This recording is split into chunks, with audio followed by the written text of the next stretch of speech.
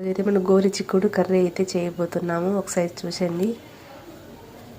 Pan పెట్టి oil వేసుకోవాలి. ఇలా బాగా వేయిన తర్వాత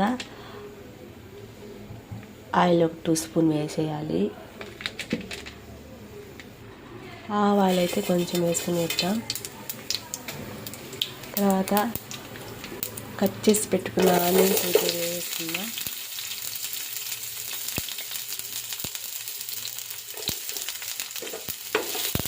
కరివేపాకు అయితే ఉడికిందండి. కరివేపాకు వేయడం లేదు, ఉంటే మీరు కూడా వేసుకోండి. నేనైతే కరివేపాకు లేదు కాబట్టి ఇది ఆయిల్లో బాగా ఫ్రై చేసుకోవాలి. గోల్డ్ కలర్ వచ్చేంత వరకు బాగా ఇది చేసుకోవాలండి.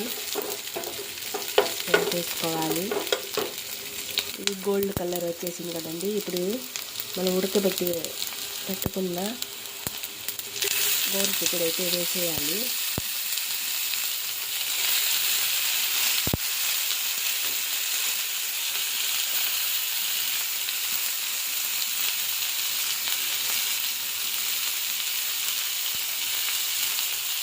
వేసి ఇప్పుడు ఆయిల్ అయితే ఫ్రై చేసుకోవాలి.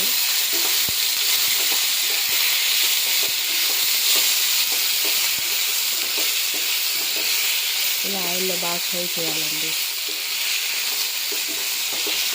రోటీలో సూపర్గా ఉంటుందండి. ఆల్రెడీ మనం కొంచెం ఉప్పు వేసి ఉడకబెట్టుకున్నాం కాబట్టి సరిపి ఉంటుంది. సరిపోకపోతే కొంచెం సాల్ట్ అయితే వేసుకునేస్తాం. మేమైతే పప్పుల పొడి చేసుకుంటామండి. ఇలా బాగా ఆయిల్లో ఫ్రై అవ్వాలి.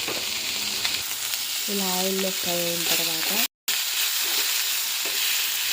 బాగా ఆయిల్లో ఫ్రై అవుతుంది కదండి. ఇప్పుడు పప్పుల పొడి అయితే వేస్తాం మనము. కొంతమంది చాలా డిఫరెంట్గా చేస్తారు. నాకైతే మేము ఇలానే చేసుకుంటామండి. సూపర్ టేస్ట్గా ఉంటుంది అసలు. ఇప్పుడైతే మనము పప్పుల పొడి అయితే వేస్తున్నాము.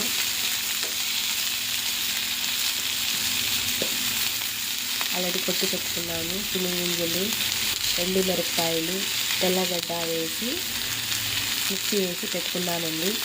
పొడి సూపర్గా ఉంటుంది. వేడి అన్నము నెయ్యి వేసుకొని ఈ పొడి వేసుకొని తింటే అమృతమండి. అసలు చాలా టేస్ట్గా ఉంటుంది. ఇలా అయితే కలిపేసుకోవాలి. కొంచెం అయితే వేసుకుందాం.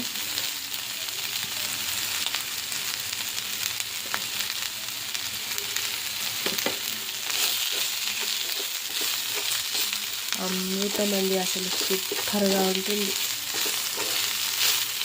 రోటీలో అయితే చాలా బాగుంటుంది. ఇంకా మీరు కూడా ట్రై చేయండి. నచ్చితే లైక్ చేయండి, సబ్స్క్రైబ్ చేసుకోండి.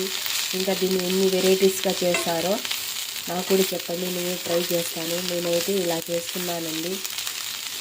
ఓకేనా ఫ్రెండ్స్? నచ్చితే లైక్ చేయండి, సబ్స్క్రైబ్ చేయండి ఫ్రెండ్స్. బాయ్. ఈ పక్క అయితే ఆకుకూరకు రెడీ చేసుకునేద్దామండి.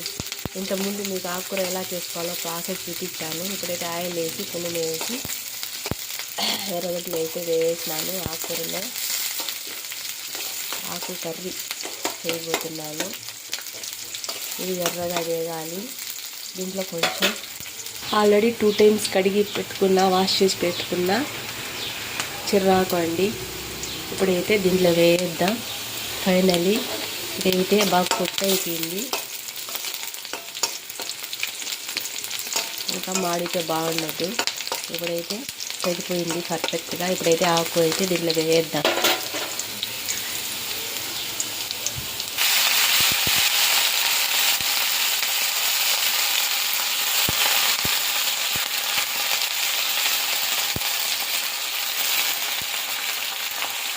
ఫైనల్లీ ఆకుని ఇలా బాగా కలిపేయాలండి. కలిపేసి మూత పెట్టేసుకోవాలి. కొద్దిసేపు ఉడకనివ్వాలి. కొద్దిసేపు అయితే ఉడకనిద్దాం. ఆకు అయితే ఉడికిపోయింది. వాటర్ ఇంకిపోవాలి. ఉడికిపోయింది. ఈరోజు అయితే మనం 2 కర్రీస్ చేసుకున్నాం. ఒకటి గోరుచిక్కుడు కర్రీ, ఒకటి ఆకుకూర, ఇంకొకటి ఉలవల చారు కాంబినేషన్. సాటర్డే కాబట్టి అన్నీ వెజిటేరియన్.